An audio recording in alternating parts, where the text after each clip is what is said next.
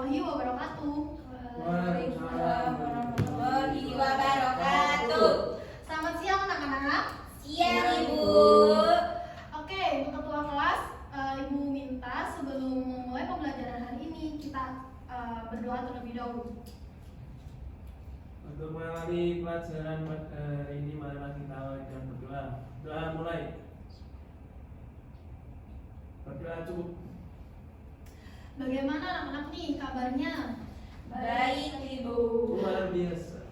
Alhamdulillah baik semua ya. Ibu akan melanjutkan dengan mengabsen kalian satu persatu, kemudian juga memeriksa buku kalian. Risa, Amalia, hadir Bu. Oke, bagus. Rosda, Amalia. Oke, bagus. Indah, bagus. Udah dipotongin ya. Kemudian Ayusta. Oke, bagus. Bagus semua ya, rajin-rajin semua ya, dipotong-potong bukunya. Oke, karena pembelajaran hari ini kan siang hari nih, otomatis kalian mengantuk karena sudah mengikuti pembelajaran dari pagi. Alangkah baiknya kita screening terlebih dahulu. Ibu akan mengajak kalian dengan tepuk semangat. Nanti kalian ikutin ya. Tepuk semangat. Semangat. Semangat. Oke, ayo semuanya berdiri. Kita mulai ya. Tepuk semangat. Semangat. Semangat. Oke, kita langsung memulai saja ya pembelajaran hari ini. Kita akan membahas tentang semangat kebangkitan nasional pada tahun 1908 yang nantinya akan dilanjutkan dengan diskusi, kemudian di akhir nanti ada kuis. Oke, langsung kita mulai saja ya pembelajaran pada hari ini. Nih, tentang kondisi bangsa Indonesia pada tahun 1908. Pada awal mula tahun ini dimulainya dengan penjajahan Belanda di Indonesia sejak didirikannya VOC atau Verenigde Oost-Indische Compagnie pada tanggal 20 Maret 1602.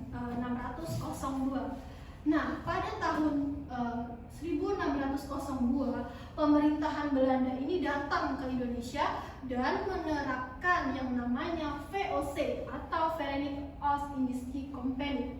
Nah, VOC sendiri merupakan politik adu domba yang dimana politik ini saling mengadu domba antara kerajaan yang satu dan kerajaan yang lainnya atau mengadu domba di kerajaan sendiri. Nah, contohnya nih, misalnya di Indonesia ini banyak nih kerajaan-kerajaan, contohnya kerajaan Sriwijaya, kerajaan Majapahit. Nah, di situ mereka itu diadu domba oleh pemerintahan Belanda. Seperti kalau misalkan pemerintahan Belanda itu bilang ke Sriwijaya, kalau misalnya Majapahit itu menjelek-jelekkan kerajaan Sriwijaya dan nanti di situ bakalan terjadi konflik. Nah, konflik itulah yang diinginkan oleh pemerintahan Belanda. Karena tujuannya apa? Karena tujuannya yaitu mengadu domba di kerajaan itu sendiri. Nah, maka dari itu pemerintahan Belanda itu pada tahun 1602 ini sangat licik. Karena apa? Karena mereka itu saling mengadu domba agar pemerintahan Sriwijaya, Majapahit itu nanti akan terpecah belah, gitu ya. Kemudian dilanjut tentang nih, ketika Dendels pada tahun 1808 sampai 1811 ini berkuasa. Nah, upayanya yaitu tentang kerja paksa atau kerja rodi untuk membangun jalan sepanjang Pulau Jawa, Anyar, Panarukan, dan untuk kepentingan militer. Nah, di sini juga pemerintahan Belanda tidak hanya untuk membangun VOC itu sendiri, maksudnya tidak hanya mengadu domba, tetapi mereka juga ingin ingin melakukan kepentingan militer seperti membangun Pulau Jawa. Nah, tapi liciknya itu pemerintahan Belanda itu tidak mau yang bekerja, tetapi warga pribumi seperti warga Indonesia itu sendiri yang bekerja nih. Kalian coba lihat gambar ini. Ini zaman dahulu kan belum ada nih transportasi yang bisa mengangkut bahan-bahan material gitu ya untuk membangun jalan, dan akhirnya mereka ini warga pribumi ini mendorong.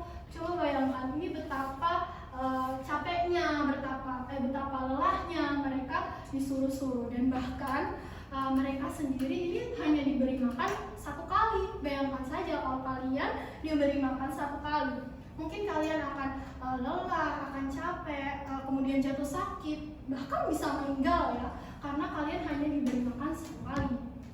Nah, tidak hanya itu saja, tetapi mereka itu juga memiliki yang namanya peraturan tanam paksa yang diterapkan oleh Gubernur Jenderal Belanda yang dinamakan Van den Bosch. Nah, ini sangat lebih kejam lagi. Karena apa?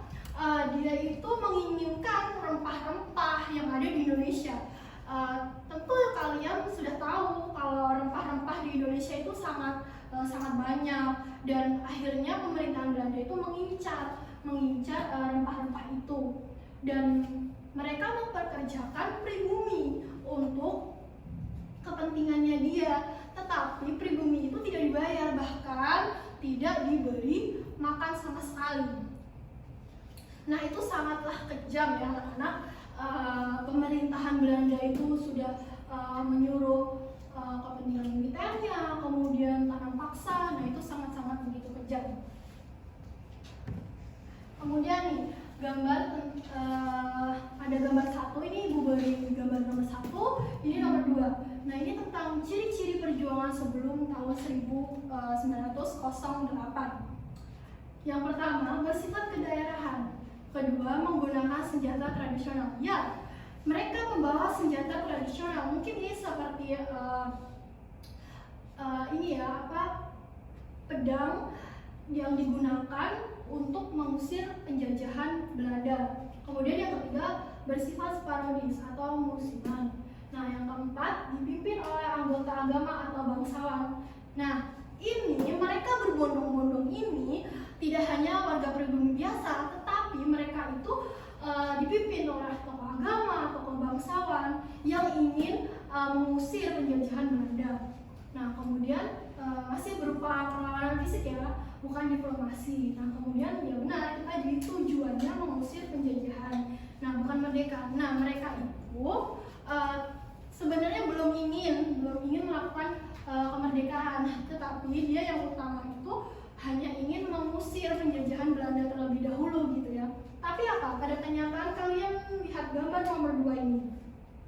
Gambar nomor 2 ini mereka akhirnya kalah. Karena apa? Karena pemerintahan Belanda membawa pengawal-pengawalnya itu sangat banyak ya. Terus kemudian mereka kalau bahkan dia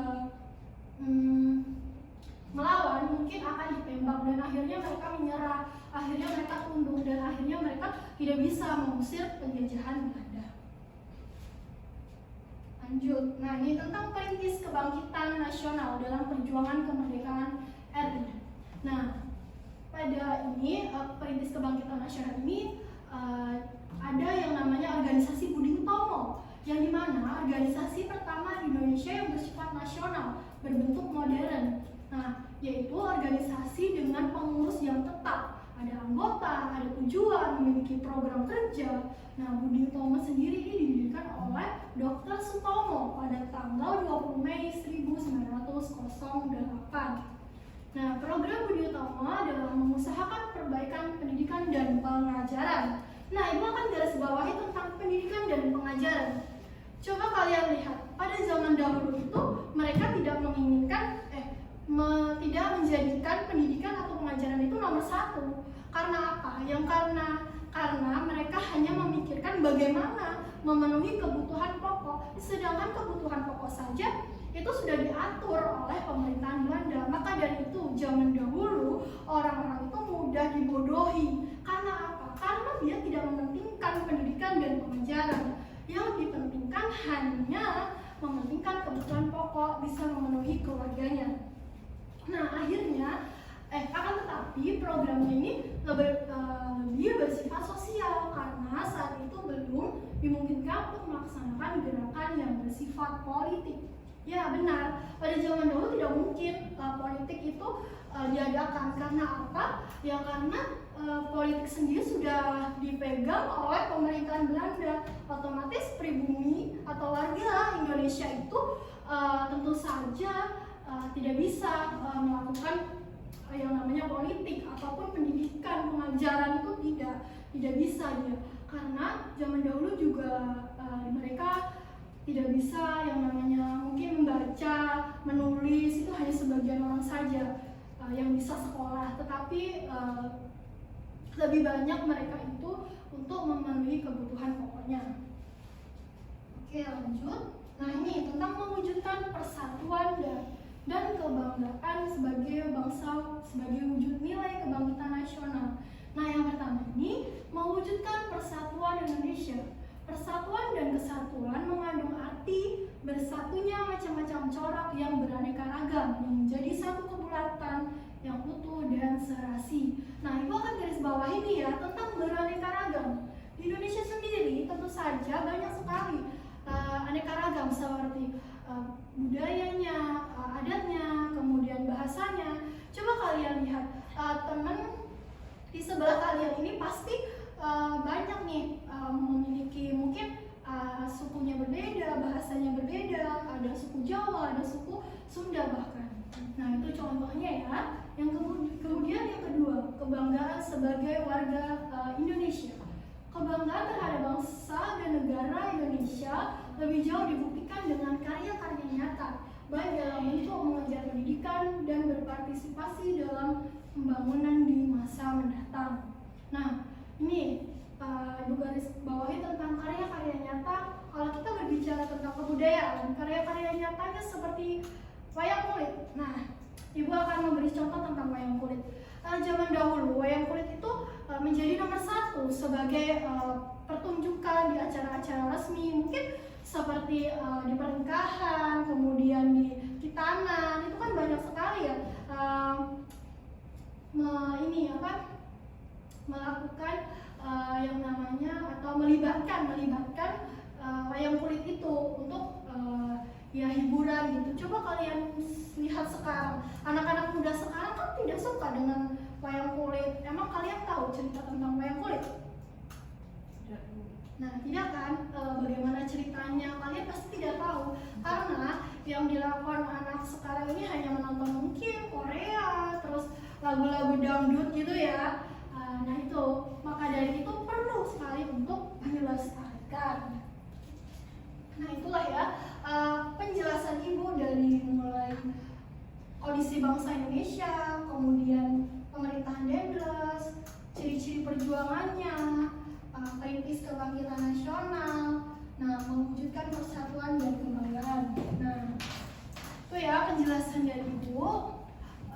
Kemudian dari penjelasan ini Ibu akan membuat kalian menjadi dua kelompok yang terdiri dari dua orang saja ya, karena ini pada banyak yang tidak berangkat ya. Kelompok satu langsung Ibu bagi saja ya. Yang pertama itu ada Ayusta dan Ida. Yang kedua ada Amalia dan Risa. Oke, tulis soalnya ya.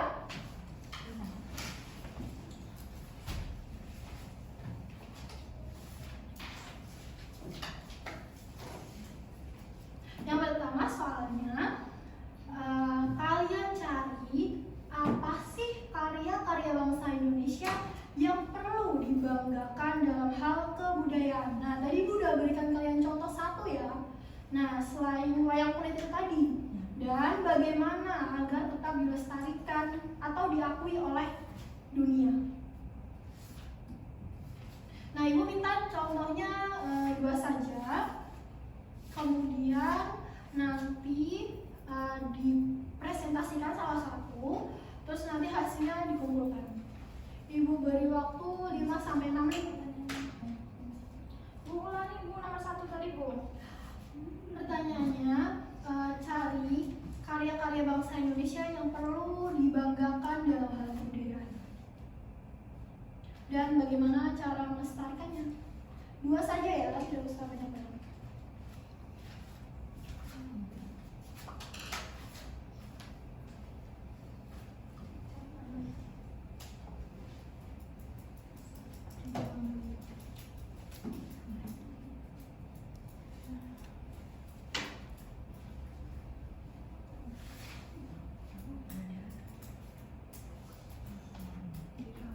Satu-satu.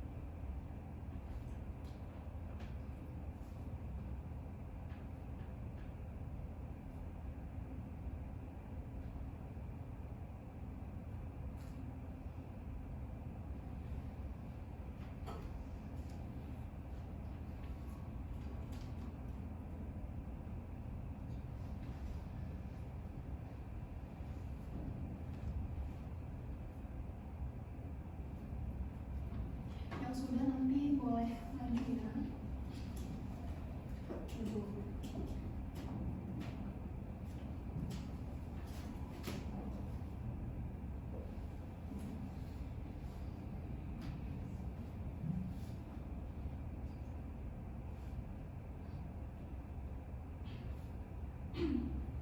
Sudah? Sudah ya Bu. Ayo start. Oke, boleh maju. Salah satu dari kalian saja.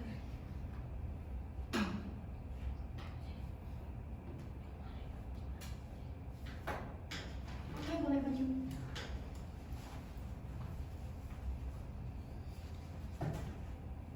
Untuk kebudayaan punya saya yaitu reog.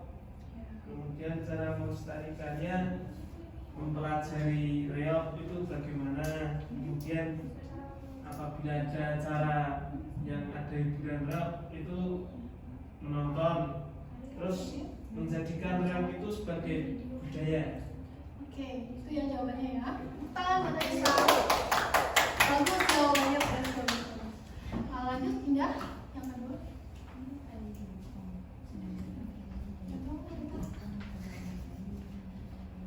Baik, di sini saya akan melanjutkan dari Ajusta. Yang pertama, karya-karya bangsa Indonesia yang perlu dibanggakan adalah batik. Ya. Cara melestarikannya adalah mengikuti ajang fashion show di tingkat nasional maupun internasional. Yang kedua, bangga menggunakan batik daerah masing-masing. Ketiga, batik bisa ditetapkan sebagai pakaian resmi dalam setiap acara di Indonesia. Lalu yang keempat, mengenalkan batik melalui media sosial. Itu jawabannya ya. Oke, bagus. Halo. Ya, yang kedua. Oke, boleh.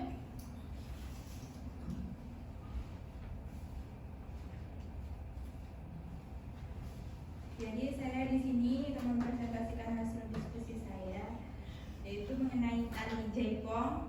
Yang cara melestarikan yaitu mengajarkan tari jaipong kepada orang lain, mencintai tarian Indonesia, jangan terlalu menyukai dan sangat ngefans dengan tarian luar negeri, dan mengenalkan pakaian adat Indonesia. Oke, bagus. Tangan. Oh ya, jawabannya boleh dikumpulkan ya.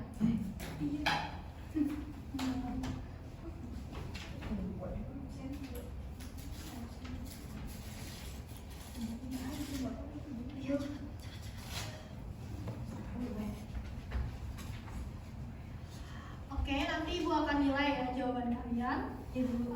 Mungkin pembelajaran hari ini cukup sampai di sini. Kita lanjutkan minggu depan. Kurang lebihnya Ibu mohon maaf. Kita akhiri.